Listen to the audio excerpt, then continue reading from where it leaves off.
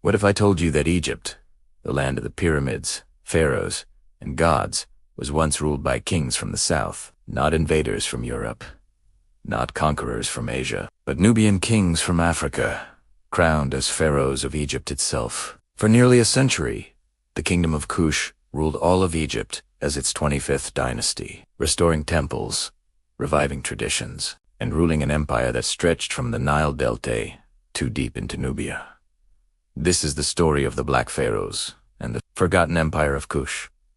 The kingdom of Kush was a powerful Nubian civilization located south of Egypt in what is now modern-day Sudan. It flourished along the Nile River, just like Egypt, and developed its own cities, religion, writing, military power. Early on, Kush was heavily influenced by Egypt, trading gold, ivory, incense, and soldiers. But over time, Kush didn't just copy Egypt. It rivaled it. By around 800 BCE, Kush had grown strong, while Egypt was weak, divided, and unstable. That moment would change history forever. At this point in time, Egypt was no longer the unified superpower it once was. Pharaohs ruled only parts of the country. Local warlords fought for control. Foreign influence weakened Egyptian authority. Meanwhile, in the south, Kush was united, wealthy, and disciplined, and its kings believed something powerful, that they were the true heirs of ancient Egyptian tradition. Enter King Pa, the first great Nubian conqueror. Around 728 BCE, Pa marched north with his army, determined to reunite Egypt under one ruler. But here's the twist. Pa didn't see himself as a foreign invader. He saw himself as a restorer of Ma'at, the sacred Egyptian concept of balance and order. City after city surrendered.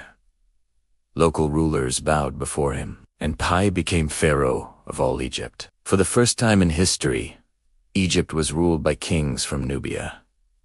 Pa was followed by a powerful line of Nubian pharaohs: Shabaka, Shabitku, Taharka, Tantamani. Together, they formed Egypt's 25th